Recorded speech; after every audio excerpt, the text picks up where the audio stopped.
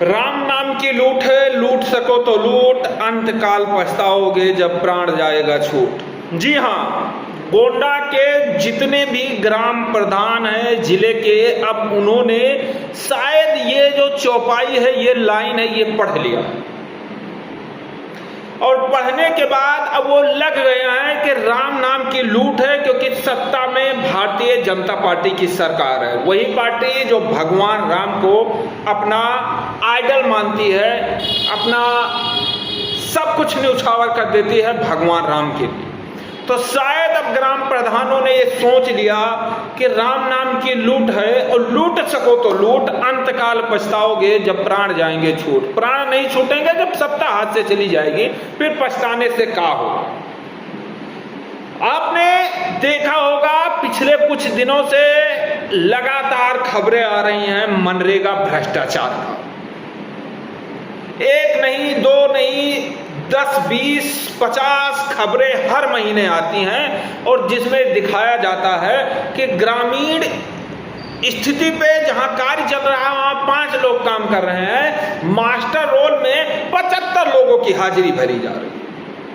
और तो और गोंडा वाले अब चीन को भी पीछे छोड़ रहे हैं। जानते हैं, 2 एंगल से, एक ऐसे फोटो खींचते हैं और एक ऐसे फोटो खींचते हैं। एक ही व्यक्ति का 2 एंगल से फोटो खींच के डाल देते हैं कि हमारे पास 10 और 10 20 आदमी हैं, 10 इस एंगल से और 10 उस एंगल से। लेकिन गोंडा प्रशासन जो धृतराष्ट्र बनी बैठी हुई है, उसे दिखाई नहीं दे रहा है। मौन बनी बैठी हुई है, जिसे दिखाई नहीं दे रहा है कि क्या हो रहा है।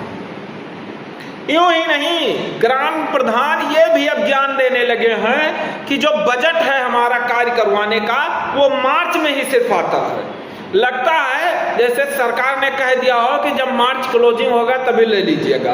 ऐसा ज्ञान कि पहली बार अपने लाइफ में मैंने सुना जब ग्राम प्रधान जी ने बताया कि जो बजट है वो मार्च में पास हो जाता है 1 साल का, कि आपके क्षेत्र में क्या कुछ होने वाला है।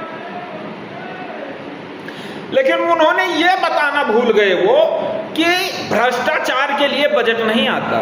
भ्रष्टाचार के लिए तो रोज भ्रष्टाचार करो, रोज करो, कोई दिक्कत नहीं। अधिकारी भी कबूल रहे हैं, अधिकारी कह रहे हैं कि सरकार पैसे कम देती है मनरेगा वालों को, तो अगर भ्रष्टाचार नहीं करेंगे, एक के बदले तो हाजिरी नहीं भरेंगे, तो काम कैसे होगा। उतने पैसे में काम नहीं होता है। और ग्राम प्रधानों ने टेंडर चलाना शुरू कर दिया है। टेंडर कैसे चल रहा है वो भी हम आपको बताएंगे। टेंडर ऐसे चल रहा है कि आपके गांव में जाएंगे, आपके गांव वालों से कहेंगे ऐसा है 500 रुपये महीने देंगे। आपको करना क्या है, हमारा आदमी आएगा, फिंगर लगाना है, पैसे निकालना है, उसमें से 500 रुपये ले लेते हैं। वो पैसे जानते हैं किस चीज के है? वो पैसे हैं फर्जी मनरेगा के। उसी फर्जी मनरेगा के जिसके लिए अभी तक 3 मिनट हम बैठकर आपको बता चुके हैं। गोंडा में लूट मची हुई है, लेकिन प्रशासन ने मानो ये ठान लिया है कि हम ना देखेंगे, ना बोलेंगे और ना सुनेंगे। अगर हम देख लेंगे गड़बड़ हो जाएगा, बोल देंगे नेताजी बैठे ऊपर गड़बड़ हो जाएगा, और सुनना तो है ही नहीं। कुछ भी कर लो, कितने भी कंप्लेंट कर लो, एक ग्राम प्रधान के खिलाफ में जांच करवाने के लिए आप कितने भी कंप्लेंट कर लो, जांच नहीं होगी, क्योंकि सत्ता में उसके ऊपर जो बैठा है वो राम नाम वाला बैठा है, भारतीय जनता पार्टी का नेता बैठा है। उसी भारतीय जनता पार्टी का नेता बैठा है जिनके द्वारा हमने आपको पहले ही एक दोहा सुनाया है कि राम नाम की लूट। ग्रामीण क्षेत्र की स्थिति बद से बदतर होती जा रही है। कोई सुनवाई नहीं, कोई परवाह नहीं, जो हो रहा है होने दो। डीएम साहिबा चौपाल लगाती है, चौपाल 1, चौपाल 20 और चौपाल जो चल रहा है वो 30। चौपाल के लिए उन्होंने जो कार्य किया उसके लिए उन्हें धन्यवाद दिल से। लेकिन एक बार भ्रष्टाचार पे भी चौपाल लगाइएगा, एक बार भ्रष्टाचार पे भी अंकुश लगाइएगा, और आप डायरेक्टली मिलकर मुख्यमंत्री महोदय से कहिएगा कि सर बड़ा भ्रष्टाचार हो रहा है जिले में। अगर आप कहें तो हंटर चलाते भ्रष्टाचार भ्रष्टाचार पे। मुख्यमंत्री महोदय कहेंगे क्योंकि वो साधु हैं, वो संत हैं, वो जो हैं वो ईमानदार व्यक्ति हैं, उनके ऊपर सिर्फ हमें नहीं पूरे उत्तर प्रदेश को भरोसा है। और वो जब कहेंगे आपसे तब तो आप चला सकते हैं ना चालू। जिला प्रशासन, गोंडा जिला प्रशासन ऐसी क्या कमजोरी है जो लगातार खबरें छपने के बाद आप कार्रवाई नहीं कर रहे? कहीं फर्जी हाजिरी, कहीं मनरेगा में फर्जी फोटो। और मैं तो दावा कर रहा हूं आपसे कि बताइए जब हम आ जाएं और आपको लेकर प्रत्येक ग्राम पंचायत में ले चलेंगे और दिखाएंगे कि कैसे भ्रष्टाचार हो रहा है, कैसे फर्जी फोटो अपलोड किया जा रहा है। जो मनरेगा से दूर दूर तक जिनका नाता नहीं है उन्हें मनरेगा में फोटो उनका लगा हुआ है, खिंचवाया गया है।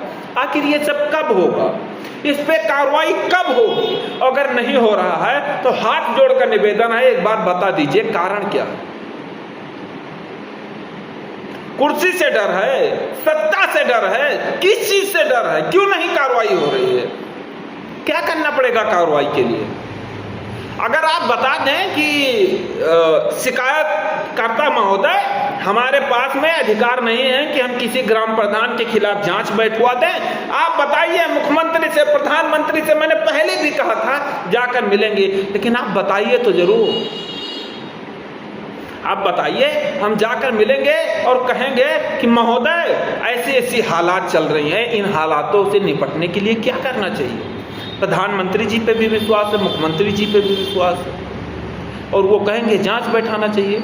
जांच, मैं मुख्यमंत्री को खुद जाकर पत्र दे दूं और मैं बता दूं कि मैं एक पत्रकार हूं, स्वतंत्र पत्रकार हूं, मैं आया हूं गोंडा जिले के सभी ग्राम पंचायत में भ्रष्टाचार हो रहा है मनरेगा को लेकर, इस पे जांच बैठवाइए। वो कहेंगे ठीक है। टीम कहां से आएगी? डीएम साहिबा के पास आएगा, डीएम साहिबा जांच लगाएंगी, डीपीआरओ साहब जाएंगे जांच करने। वही डीपीआरओ साहब जिन्हें 3-0 में जब चौपाल लगता है तो उसमें नींद आती है, वो क्या करेंगे? वो मिला जुला के जो मैंने बताया वो बाद में बता देंगे कि ऐसा है, नरेगा के पैसा जो मिल रहा है ग्रामीण क्षेत्र के लोगों को कम मिल रहा है, हो जाने दो, कोई दिक्कत नहीं है, मामला खत्म हो जाएगा। कहा नहीं है डीपीआरओ साहब ने, हमें ऐसा आभास हो रहा है। तो डीएम साहिबा, उम्मीद है आपसे, आपने बहुत अच्छा कार्य किया।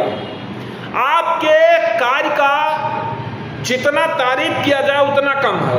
अगर मैं किसी अधिकारी का गोंडा जिले में प्रशंसक हूं तो वो सिर्फ और सिर्फ जिलाधिकारी महोदय का। लेकिन पता नहीं क्या कारण है कि आपके सामने भी मजबूरी है, आप भी नहीं कार्रवाई कर पा रही हैं।